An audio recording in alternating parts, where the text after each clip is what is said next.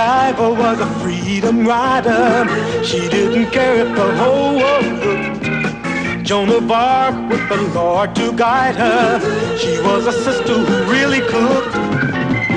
Isadora was the first bra burner. Ain't you glad she showed up? Oh, yeah! And when the country was falling apart, Betsy Ross got it all sewed up.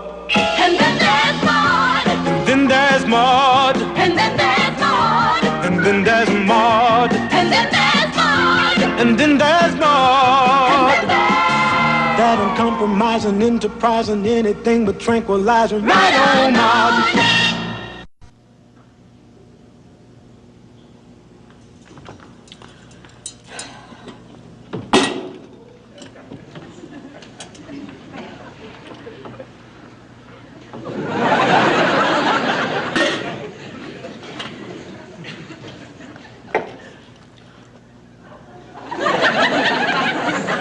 Slave driver! Listen, Mrs. Naugatuck, you are working my New Year's Eve party tonight, and that's that. Naugatuck, you break any of my good china, and I'll...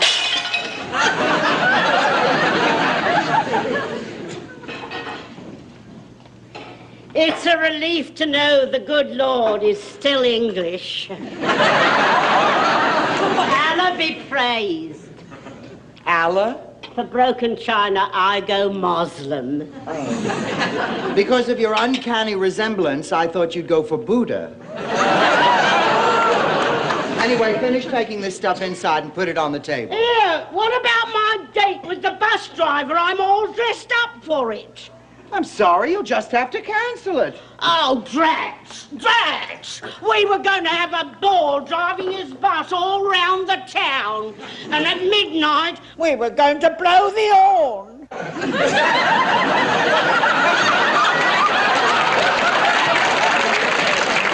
Mrs. Naugatuck, this is going to be a fabulous party. The most fantastic party ever. I mean, I guarantee you, this is not going to be one of those typical New Year's Eve disasters where all the guests sit around waiting for Guy Lombardo to come on while two drunks throw up in their paper hats. What makes you think your dull party is going to be any better? Oh, because I have a big surprise, the greatest, most fun-filled idea I have ever had for a party. And I tell you what it is, except you have a big mouth. I couldn't care less. You're going to hear it whether you want to or not. Do you know what it is? Do you know what it is? Something that hasn't been done in years. A lost art. A scavenger hunt. Isn't that marvelous? I planted little gifties all over the house, and the guest who finds the most little gifties gets a really big giftie as a prize. What's the prize? A paper hat to throw up in? Mrs. Naugatuck, don't be silly. It's going to be a jolly time. Viv, isn't it going to be a jolly time? Oh, shut up, Maude. Maude, just look at this. These crumbs were a cake for your party tonight until my microwave oven blew up. It's all your fault. My fault? Yes, if it weren't for your dumb party, I could have gotten another day's use out of my oven. I just hate New Year's Eve parties. Oh, Vivian, you are going to have the best time you have ever had at a party tonight. Because I have a brilliant idea, Vivian. A surprise. Just hope it's better than your party last year, when we all sat around waiting for Guy Lombardo and George Freebody threw up in his paper hat.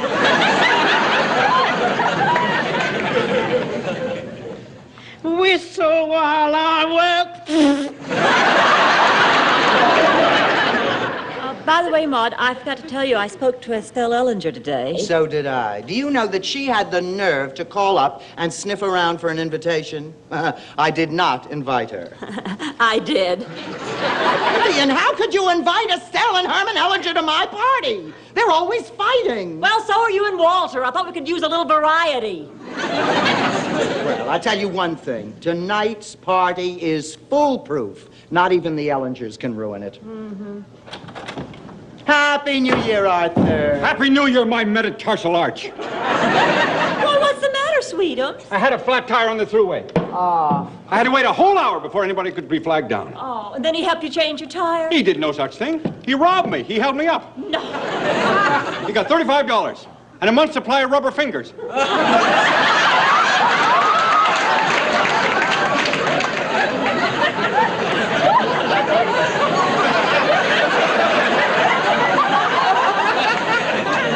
How I hate New Year's Eve parties.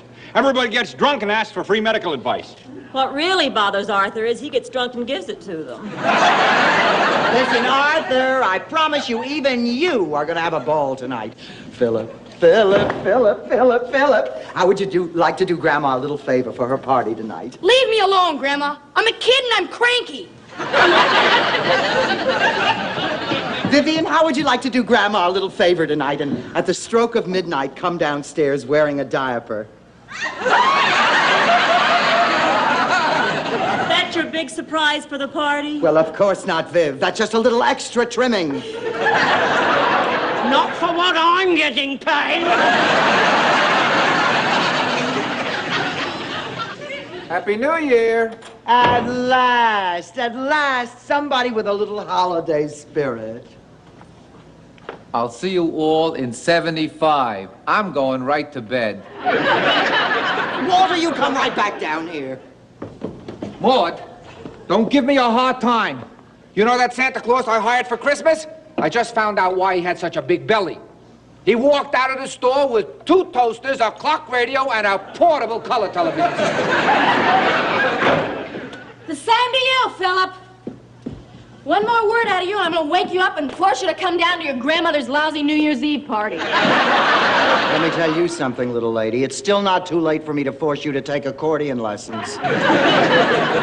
Maude, get off her back. She deserved it, Walter. Don't snap at Walter, Vivian.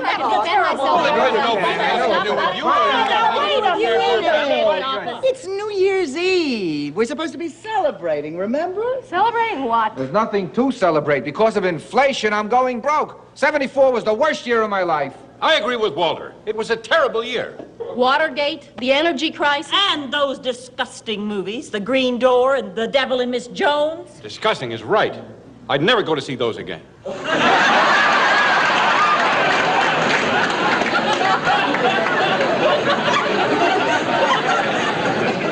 Oh, listen, I'll grant everybody that 74 wasn't such a hot year, but we can celebrate the coming year, 1975. 75 is going to be even worse. Who says so? President Ford says so, and he never says anything.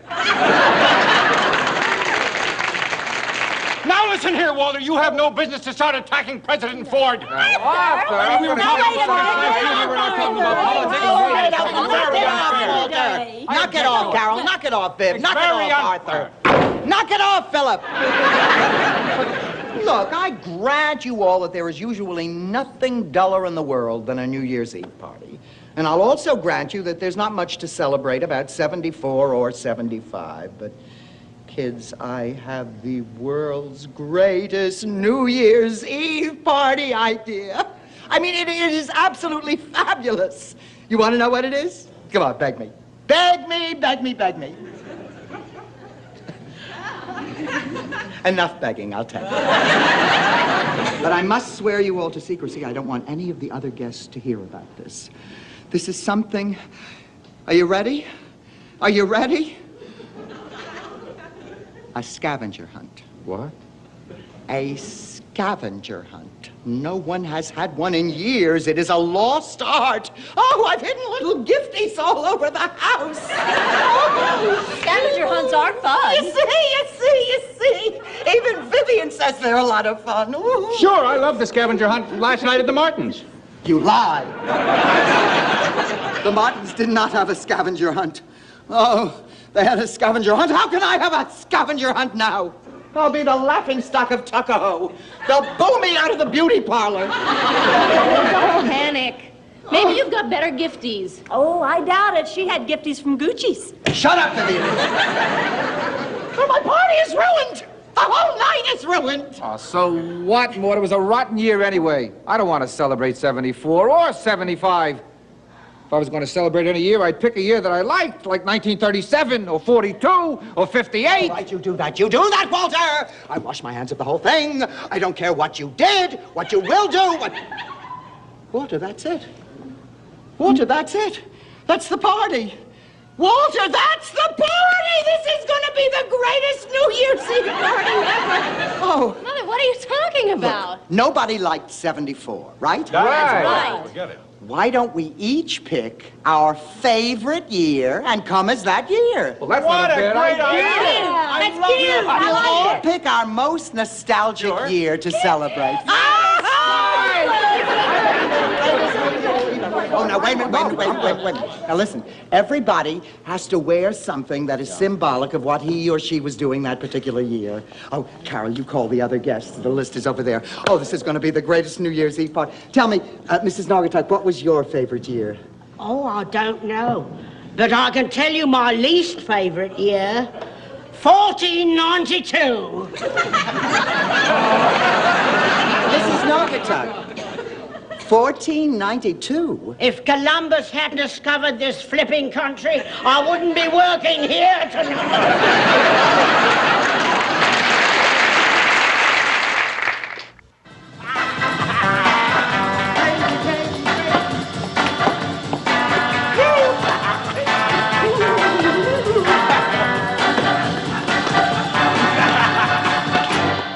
Terrific, Carol, terrific. Indecent, but it's terrific.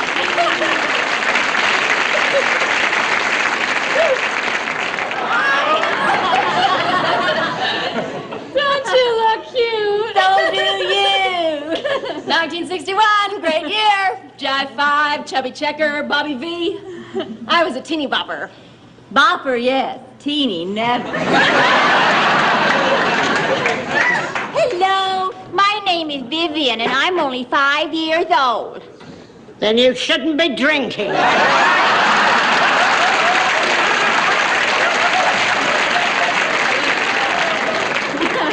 Hey, everybody, guess what year I am? 48. No. 1776. You're close, Carol.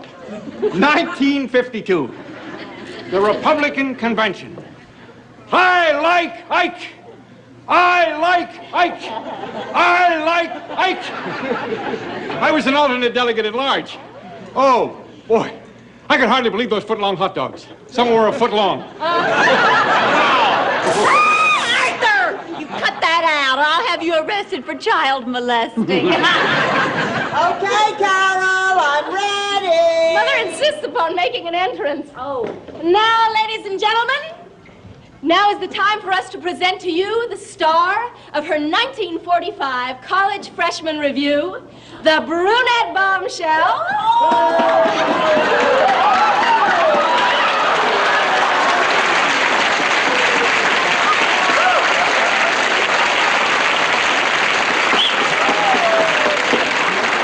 The long-stemmed American beauty, Gypsy Rose Findlay.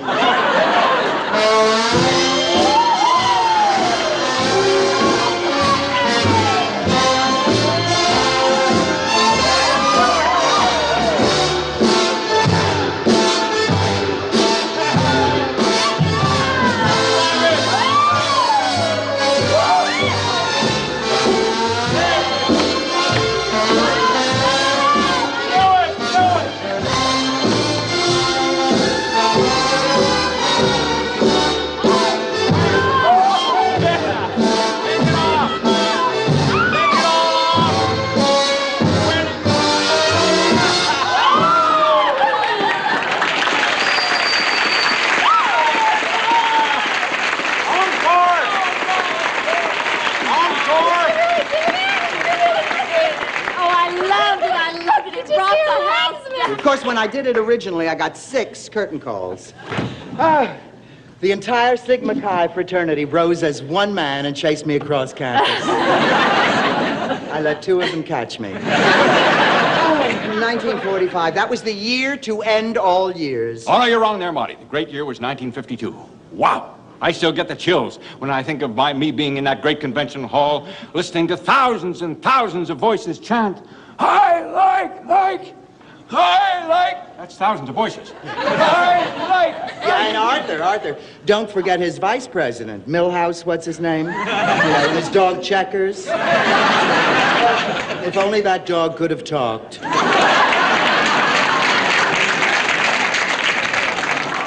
Good evening from World War II. I left my heart at the stage door canteen.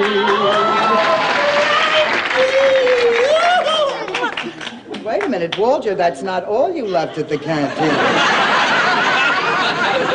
Maud, when I was in the Army, I weighed 235 pounds. Oh, come on, Walter, 235 pounds. That's right. In those days, I had a lot of hair.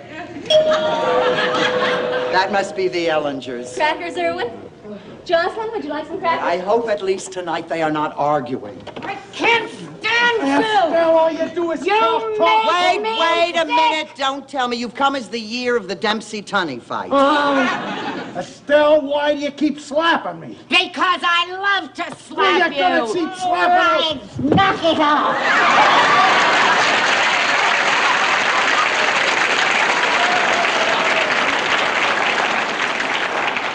Who is this? Oh, that's Aunt Polly. I didn't have any place to leave her. She's 94 years old. 93. She lies about her age. But she loves parties. So do I.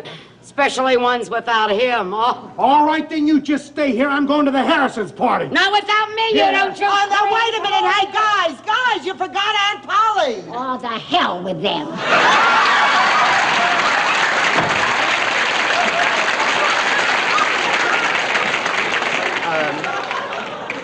Well, may I take your coat, Aunt Polly?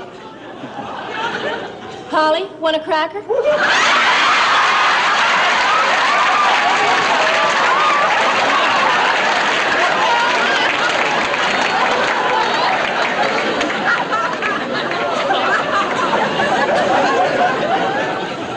And now tell me, Aunt Polly, what would you like to do? Cut everybody out of my will. That's a lovely sentiment. Aunt Polly, would you care for some champagne? For one thing, Aunt Polly's a cheap drunk. Smile, Mrs. Naugatuck. It's New Year's Eve. For you. For me, it's Labor Day. Cheer up. I must say, you know how to cheer a person up, all right?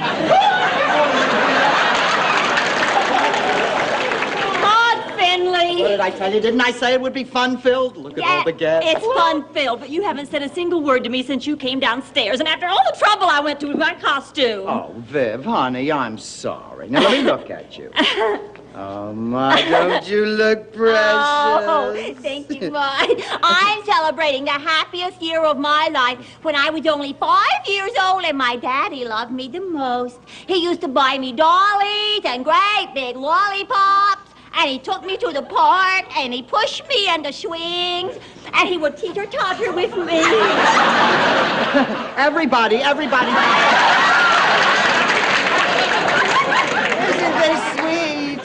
Vivian is coming as the year her daddy loved her the most, when she was 6 years old. No, not 6, 5. 5 years old. Well, all right, Not Vivian, 6. what's the difference? 6. I hate 6. Vivian! When I was 6 years old, my father's love for me was destroyed by an outside force. Oh, Vivian, a divorce? No, my rotten baby brother was born. He and my daddy spent the rest of their lives shooting baskets. Why wasn't I a good dribbler?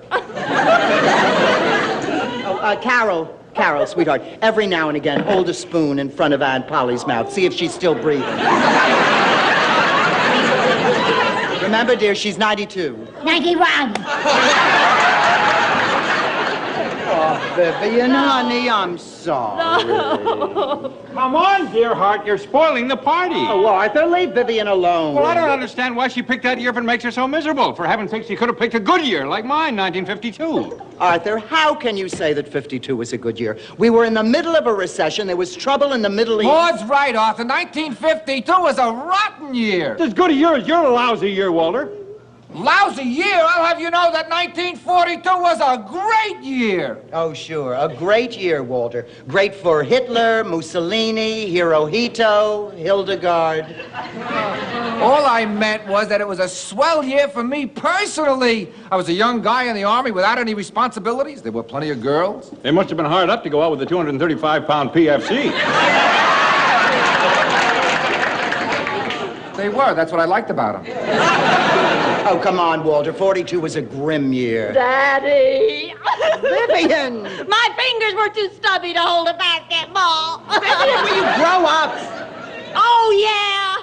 Well, that year you're celebrating, 1945, was the worst year of your life, and you know it. That is not true, Vivian. I loved 1945. I adored 45. I remember your complexion, Maude. You were the campus zits queen. And the entire Sigma Chi fraternity didn't chase you across campus. It was Harold Farquhar, the zits king. And let's not forget that was the year you met your first husband. Ha-ha! I don't want to hear about 45 anymore, ever again. What was wrong with meeting your first husband? He was my father. And for that, I will always love him, Carol. But I could have married Harold Farquhar, and you would be the Zitz princess. Don't you mother me, Miss Motorcycle 1961. Of all the thoughtless years you could have chosen, that was the year that I was not only getting a divorce from my second husband, but I fell asleep under the dryer and all my hair fell out. For 3 months, I looked like Yul Brynner. Yeah, except you were taller. Start with me, Carol. You were the wildest thing in the world in those days. You drove me crazy. Well, you'd be wild, too, if you had no father and a bald mother. Marty, stop attacking the poor girl just because your turned out to be a big flop. My year, Arthur? What about your year, Arthur? You leave my year alone.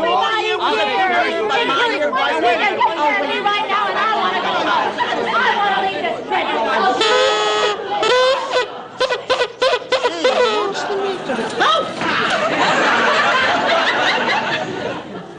Forgive me for interrupting, but since nobody can decide on a favorite year, I'd like to propose a toast to my favorite minute. Oh, Aunt Polly, please don't trouble yourself. Oh, well, when you get to be my age, 89, you realize that last year isn't important.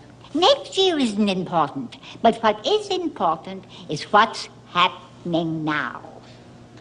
Now? Now, baby.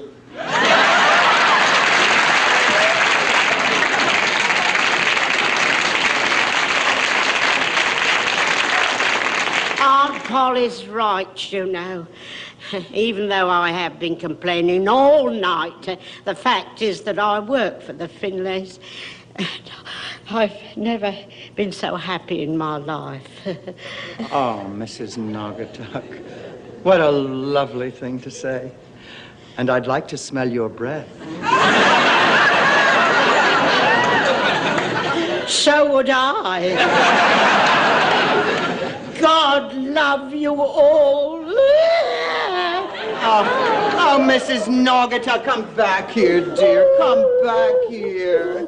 And please forgive us. Here we've been indulging our egos over a lot of silly years in the past. Years that really weren't half as nice as we remember them. Come on, everybody. Aunt Polly is absolutely right. The present is what counts. Here, here. It's New Year's. Oh, happy 1875. Aunt Polly, not 1875, 1975. What's the difference? It's now. I agree. Right on.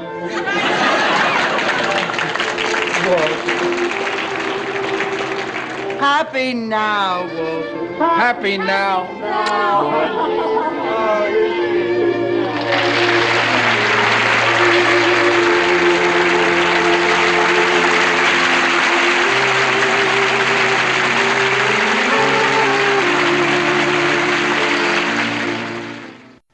Good night. Good night.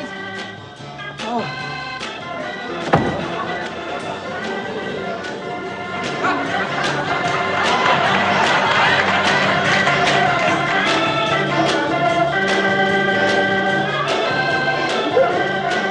What are we going to do, Maude? It's 4 o'clock in the morning, and Polly is still going strong. I think someone's been spiking her champagne with Geritol. Well, I'm exhausted. Why don't I just ask her to stay overnight? Great idea.